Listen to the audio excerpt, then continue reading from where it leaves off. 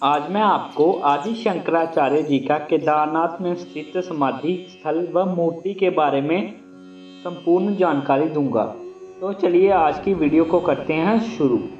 आदि शंकराचार्य का जन्म 8वीं शताब्दी में केरल राज्य में हुआ।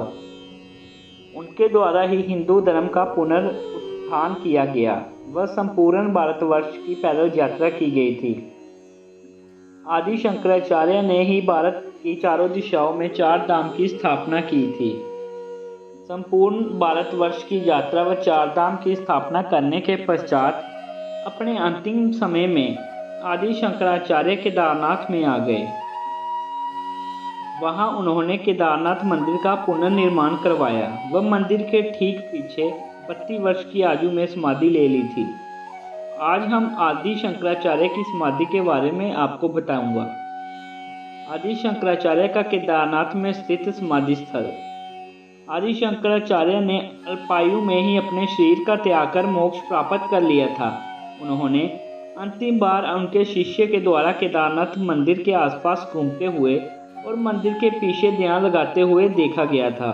इसके बाद उन्हें कभी नहीं देखा गया। आदि शंकराचार्य ने केदारनाथ मंदिर के पीछे लगभग 20 मीटर की दूरी पर अपने प्राण त्याग दिए।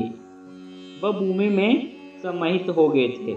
इसके बाद उनके भक्तों के द्वारा उस स्थल पर आदि शंकराचार्य को समर्पित समाधि स्थल का निर्माण करवाया गया।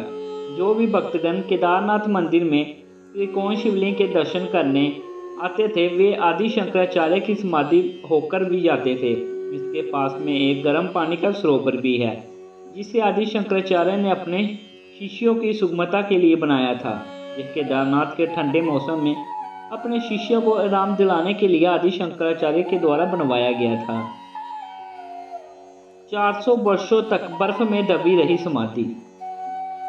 अगर हम एक शोध में की बात करें तो उसमें बताया गया है कि 13वीं सदी से लेकर 17वीं सदी तक केदारनाथ का यह पूरा क्षेत्र बर्फ में दब गया था।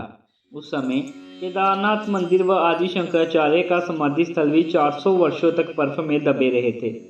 उसके बाद 17वीं शताब्दी में जब बर्फ हटी तो तब मंदिर व समाधि स्थल पुनर्देखने में आए। इसे केदारनाथ का एक चमत्कार भी कहा जा सकता है। 2013 की प्रकृति आपदा में नष्ट हो गई थी शंकराचार्य की समाधि। वर्ष 2013 में केदारनाथ में आई भीषण प्राकृतिक आपदा के बारे में कौन नहीं जानता। उस प्राकृतिक आपदा ने तो लगभग 10,000 से ज़्यादा लोगों की मृत्यु हो गई थी। इस आपदा में केदारनाथ मंदिर की तो भीमशिला के चमत्कार के कारण कोई नुकसान नहीं हुआ था, लेकिन आदि शंकराचार्य की समाधि पूरी तरह नष्ट हो गई थी। उस समय बाढ़ के पानी में शंकराचार्य की समाधि बह गई थी। इसके बाद मई के महीने में जब केदारनाथ के मार्ग खुले तब भारत के प्रधानमंत्री श्री नरेंद्र मोदी जी के द्वारा इस क्षेत्र का दौरा किया गया। उस समय उन्होंने केदारनाथ के पुनर्द्वार का कार्य अपने ड्रीम प्रोजेक्ट में सम्मिलित कर लिया, जिसमें आदि शंकराचार्य की समाधि का भी पुनर्निर्माण करवाना सम्मिलित था। तो वर्तमान में आदि शंकराचार्य जी का समाधि स्थल। वर्तमान में आदि शंकराचार्य जी की समाधि का निर्माण कार्य पूरा हो चुका है। केदारनाथ मंदिर के पीछे भीमशिला के पास जमीन की 6 मीटर खुदाई की गई थी जहां समाधि का निर्माण किया गया है। इस जगह के बीचों बीच आदि शंकराचार्य की 12 फीट ऊंची व 35 टन वजनी मूर्ति को स्थापित किया गया है। इस मूर्ति का निर्माण कर्नाटक राज्य के मैसूर जिले से जोगीराज शिल्पी व उनके पुत्र अरुण के द्वारा किया गया है। मूर्ति का निर्माण कृष्णाशिला के पत्थरों से किया गया है। 15 नवंबर 2021 को प्रधानमंत्री श्री नरेंद्र मोदी जी के द्वारा इसका उद्घाटन किया गया। समाधि स्थल के पास ही भक्तों के ध्यान लगाने व योग साधना के लिए एक प्रांगण का निर्माण भी किया गया है। तो अगर आप जानना चाहते हैं कि आप कब आदि शंकराचार्य जी की समाधि पर जाएं, तो हमने आपको बताया है कि यह समाधि स्थल केदारनाथ मंदिर के ठीक पीछे स्थित है। इसलिए जहां जाने का समय केदारनाथ मंदिर के कपाट खुलने व बंद होने पर ही निर्भर करता है। केदारनाथ मंदिर के कपाट मई माह से अक्षय तृतीया के दिन खोल दिए जाते हैं व उसके बाद दीपावली के अगले दिन से बंद कर दिए जाते हैं। सर्दियों में 6 माह तक केदारनाथ के कपाट भीषण बर्फबारी के कारण बंद हो जाते हैं उस समय वहाँ के स्थानिक नागरिक भी नीचे आके रहने लगते हैं और केदारनाथ जाने के सभी मार्ग पूरी तरह से बंद हो जाते हैं। इसलिए आप मई माह से लेकर अक्टूबर माह के बीच में ही आदि शंकराचार्य जी की समाधि स्थल व केदारनाथ पर जा सकते हैं। तो अगर आप जानना चाहते हैं कि कैसे जाए तो ये भी बता देते हैं। इसके लिए आपको सबसे पहले उत्तराखंड के ऋषिकेश, देहरादून या हरिद्वार पहुंचना पड़ेगा। फिर आपको वहां से सोनप्रयाग के लिए स्थानीय बस या टैक्सी कार लेनी होगी।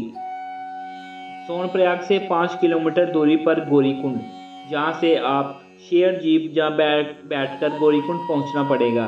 गौरीकुंड से केदारनाथ की 16 किलोमीटर की पैदल यात्रा शुरू होती है। ये यात्रा बहुत ही कठिन है। आप चाहे तो पैदल यात्रा का ट्राई कर सकते हैं या फिर वहाँ उपलब्ध पालकी, घोड़ा, पिट्ठू, खच्चर आदि इत्यादि की सुविधा भी ले सकते हैं। इसके अलावा आप गुप्तकाशी के पास स्थित फाटा एयरबेस से हवाई सेवा के द्वारा भी सीधे केदारनाथ पहुंच सकते हैं। वह केदारनाथ मंदिर के दर्शन करने के पश्चात आप आदि गुरु शंकराचार्य जी की समाधि भी देख सकते हैं और कुछ देर बैठकर ध्यान लगा सकते हैं। समाधि के आसपास का दृश्य मन को लुभाने वाला व शांति प्रदान करने वाला है, इसलिए कुछ देर वहां बैठे व ध्यान अवश्य लगाएं। तो ये थी हमारी आज की वीडियो। तो मिलते हैं हम नई वीडियो में नई कहानी के साथ। हर हर महादेव।